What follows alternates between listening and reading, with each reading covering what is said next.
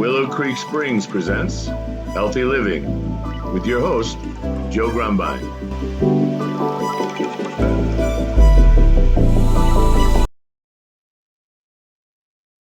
Well, hello, and welcome to the Healthy Living Podcast. I'm your host, Joe Grumbine, and today we are going to be exploring episode 14 of the series, Overcoming Cancer and Other Obstacles. And if you don't know, I was diagnosed with a squamous cell carcinoma on October 15th of this year, and I've launched a series that's following me through the experience of overcoming this cancer and beating the shit out of it.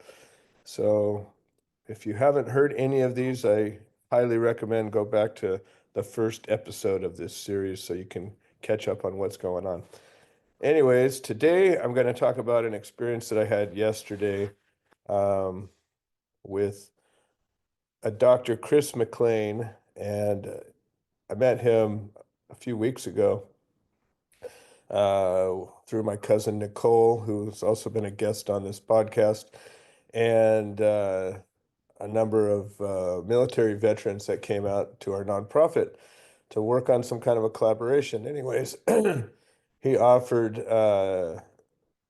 for me to come down to his clinic, and he would share some of his therapies with me, and it was really very gracious of him. He's a chiropractor and an HHC, and he has a center within his chiropractic practice called Quantum Activation Center.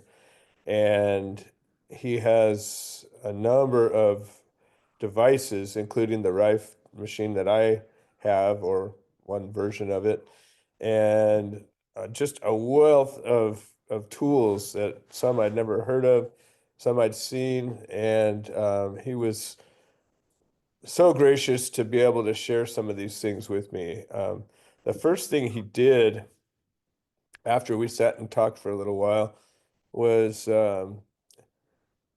it's called a bioresonance analysis, and he has this device called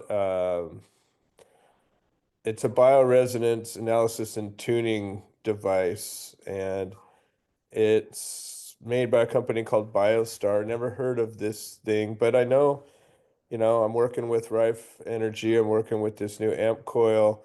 The whole idea of frequency tuning, I'm very supportive of. We have electricity in our body. We have water in our body.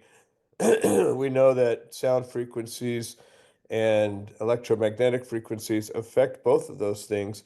So it makes perfect sense that things could be tuned in a way that would be beneficial to the human body.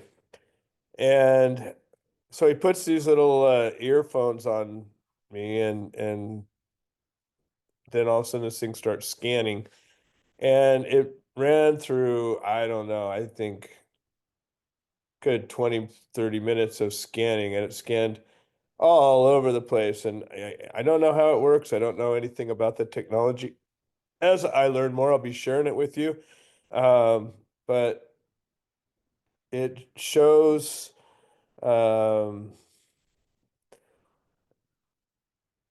different points. Rather than try to describe it, it different points in your body and how aligned their frequency was. And I'll be able to explain it better as I understand it better. Anyways, there's all these little points on this scanner, and each one has different shapes, different colors, and there are colors that indicate that that system it's scanning is more healthy or less, or more in tune or less in tune. And took a long time. And in the end, he started walking through some of the scan with me, and he showed me, well, you have this and you have that, and it identified all sorts of issues. And Dr. Chris's theory is that pathogens are causing most of our problems, things, and that, the health industry just isn't interested in curing them when, some of these tools, whether it's electric or sound or whatever the way of adjusting frequency is. Remember, frequency is a number of different uh, causes, and it's changing the actual waves of energy that are going through us all the time, from the sun, from each other, from electrical devices. I mean, we're influenced by these frequencies all over the place, and this is targeted in a particular way. So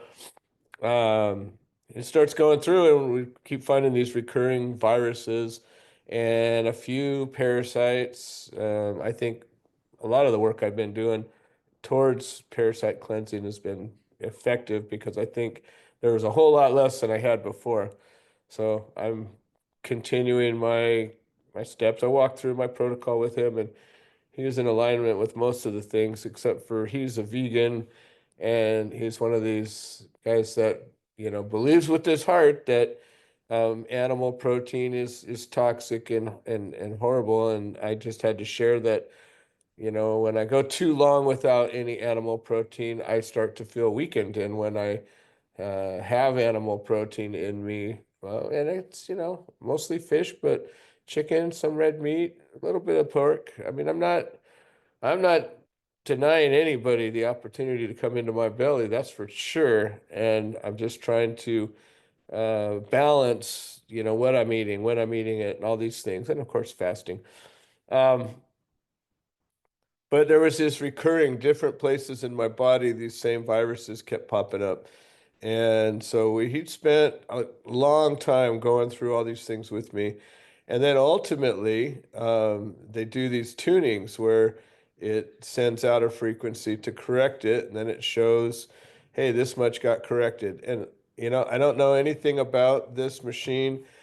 I'm going to learn more and more as we're going through about the legitimacy, strengths, and weaknesses. He showed me some things that you can't necessarily just go, oh, I have this machine, so this is how it is. We use it as one point in our reality check. We're learning, I'm gathering information about the problem, about solutions, trying one thing, seeing if I notice an effect. One thing, he was the fourth person this week that said, hey, it looks like your lump's getting a little smaller. Again, I don't necessarily feel that, but sometimes I do. I've got my hand on this thing all the time, and I'm always trying to strangle it, but I'm also, feeling that it's getting weaker, and I feel like we were in a big battle last week, and I feel like we're kind of squared off, but I feel like it's weakening, and I'm holding my own. And now that I'm doing the cannabis oil, it's been tough because I'm trying to keep my lucidity and my thoughts and my clarity at the same time. I'm trying to battle putting cannabis oil in my body. So that's been a little challenging. So ultimately, he did a number of these frequency um, tunings, I guess you call it. Again, I'm learning the language of this. I'm learning what these things are, what they can do, and I'm going to be able to share this with people firsthand. Dr. Chris, I think, is going to come on the show. He seems like he was interested in it. I'd love to have him as part of our clinic community that we're building. But the cool thing about this is he was able to create these tunings, these frequencies, targeting the problems that I'm trying to target. And he was able to put them onto a drive, and now I have them.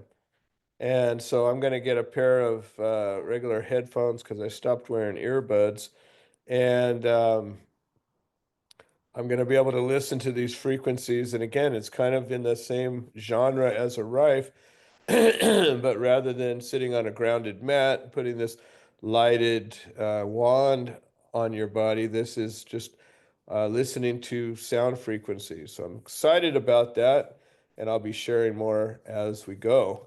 The next thing we did was I got to sit in this hyperbaric chamber, and I've been talking about this for a while, wanting to do this. A few years ago, I was going to buy one of these things, and I was in a position to do so. before I made a terrible decision and lost my life savings. Another conversation entirely. Anyways, I never got the hyperbaric chamber, and I was wanting it. This is before I had a lump. This was for, just biohacking, longevity, and wellness. I thought, this even years ago, I was always thinking we could have some kind of a wellness resource center. Anyways, I get into this thing, and it puts an oxygen mask on it. He also had an LED sort of hood, and I think that was a healing treatment as well. It had red light, and then he also ran his Rife machine, which is a different type, similar in concept, I guess. But while I was doing this thing, so the hyperbaric chamber basically increases your pressure so that it's like you're down in maybe about 16 feet of water. So if you ever have swam down into the ocean or into a deep pool, you know that as you go down deeper, you can feel the pressure. Your ears can pop, and when you come back up, you can, have that sort of a thing. And so this particular um, hyperbaric chamber goes 1.5 atmospheres. So it's like basically, like I said, about 16 feet underwater. And I know that they have other ones that go up to, I think, 1.8, which obviously would be more intense. Again, I'm going to learn more about the science of this, but essentially, I'm in this little canvas type of a bag, and all of a sudden the compressor goes on and it starts to uh, increase the pressure. Over time, my ears started popping, and my right ear has some issues. I've got some tinnitus, and I don't know. I don't know if it's related to this cancer or not, but my hearing just went really south in my right ear, and that's when I stopped wearing the earbuds. I don't know if it's correlated, but either way, I'm not going to do anything to exacerbate it if I can avoid it. And whoa, the cannabis is working. Anyways, that was the biggest thing, is it took a while to pressurize. And for a minute, my right ear was kind of painful, but I kept stretching my jaw, yawning, and doing that thing. And eventually it equalized. I sat in the thing for, I don't know, I think 40, 50 minutes, something like that. Had an oxygen mask on. So the idea, I thought originally that somehow the whole machine was pressurized with oxygen. Now I see you're breathing in oxygen while the machine is pressurized. And so makes perfect sense, and probably saves on a lot of oxygen, that's for sure. Um, so that was very interesting. Then it took about 5 minutes to deflate, and my ears have been popping. My right ear's still popping a little bit. So, but he did say that it would, if I continued to do it, it would get easier. So the adjusting to pressure is something that you can get a little bit acclimated to. Then we talked for a little bit, and I was asking him questions about like what he thought about B17. And he pulled out a bag of bitter apricot pits. He says you can buy these things on Amazon, contains B17. And he says, the worry is that they also can contain cyanide. Well, so do apple seeds, and so do a lot of things. And he said, you'd have to eat the whole bag at once to get poisoned by it. And I was like, well, it says the dose is three kernels a day. So when I went home, I ordered some of that, and I'm going to begin my B17 attack on this thing. And I'll be sharing more information as I get it. Again, a lot of these things I'm just starting to try. I'm trying to attack this thing with everything I can, as hard as I can, before any information gets back to the surgeon, because I want him to be able to see it shrinking. I want to be able to see a noticeable retreat, and him having some kind of confidence in my approach rather than this whole radiation thing that they want to do. And then finally, we went into it's called Tesla Biophotonic Light Activation. And it was really remarkable. It's like a massage table. And so you lay on it, you got a pillow on your back, laying on your back with a pillow on your head. And there's these six, I don't know how to describe them. They're like a box with a bunch of knobs on it. And then there's a carousel on the top of the box. And in a circle, there are a number of glass tubes, like pipettes. They have Nobel gases in them. And so Nobel gases will glow different colors when charged with electricity. That's how neon signs get made. You got this neon gas in there, you hit it with electricity and it glows. So these carousels are all glowing different colors when the thing turns on. Then there's a center glass tube that's probably 2.5 times the height of these little pipettes with the Nobel gases in, and it's maybe 1.5 inches across. It's like a long test tube, and it has some kind of a liquid in it. And then some material looks like almost like stainless or what do you call it? Steel wool, kind of like that. And then it's got some crystals on the top that have been assembled. On top of each of these boxes are a number of different crystals. And then two of them, the ones that are sort of at your midsection to your thighs, between your hips and your knees, they have these 4 copper tubes about the same diameter as the glass tube in the middle, and they've got holes in them. And so the way it was described to me, and again, I'm going to learn more about this, but this was created by Nikola Tesla in the 1890s. And apparently this is one of very few places where you can get this kind of a treatment. So I'm holding on to these 2, probably 4-inch copper rods, and I lay on my back, and he turns this thing on. And if you've ever seen or heard a Tesla coil, it, go bzz, bzz, like that Frankenstein, sort of thing, and the electricity is coming up on it. And apparently, I think 4 of these are AC and 2 of them are DC, if that makes any sense to you listeners. I'm still learning. So I'm laying on my back, and he says, well, don't put your arms or legs outside of this area because you can get a zap from it. And so you're basically, what's happening is they're throwing an electromagnetic field in what appears to be like a hexagram shape. And I think 3 of them are making a connection, and the other 3 of them are making a connection. And close my eyes, and then you hear all the zapping and sort of an electrical noise. And then I opened my eyes, and he says, okay, watch this. And he took his finger and he kind of rubbed it up my hand a little bit, and you could see a light between his finger and my hand. It was really kind of cool. So then he left me alone to it, and I think the treatment was like 20 minutes, something like that. And initially, with my eyes closed, I saw some like fractal patterns, kind of like what you might see on a DMT experience. And they weren't very bright or colorful, but they were there. And then after that, this is with my eyes closed, then I saw what appeared to be almost like lightning.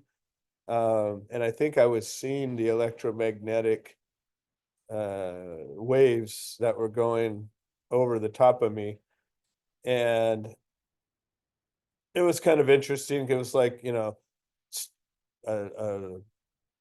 like a cord, or like a woven, like a rope almost, that was out of lightning going in front of me, and I could tell it was going behind me as well. It's kind of interesting. And then that kind of changed, each time I kind of opened my eyes and closed them back down again. And then that sort of changed into like a webbing, more like a like a mycelium or a spider web sort of light. And then one by one they clicked off and we were done. Uh, I also received, or I bought actually these probiotic spore capsules.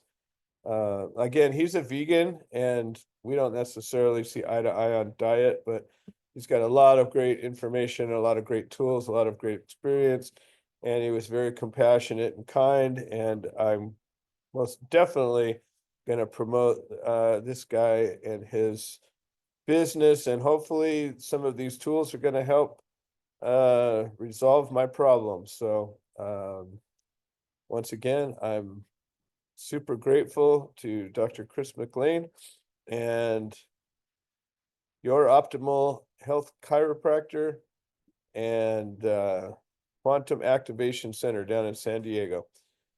All right, folks, this has been episode 14 of Overcoming Cancer and Other Obstacles, and I will see you next time. This has been another episode of the Healthy Living Podcast. We produce this show so that people can share their stories, people that have overcome obstacles, people that are undergoing obstacles. We're building a community of health-minded individuals. If you're interested in supporting the show, please leave a review on the platform you're listening to it on. If you're interested in becoming a guest, please send an email to itsjoegrumbine@gmail.com, or you can send a note into the notes section of the podcast. All right, well, thank you for supporting this show, and we hope you've enjoyed it.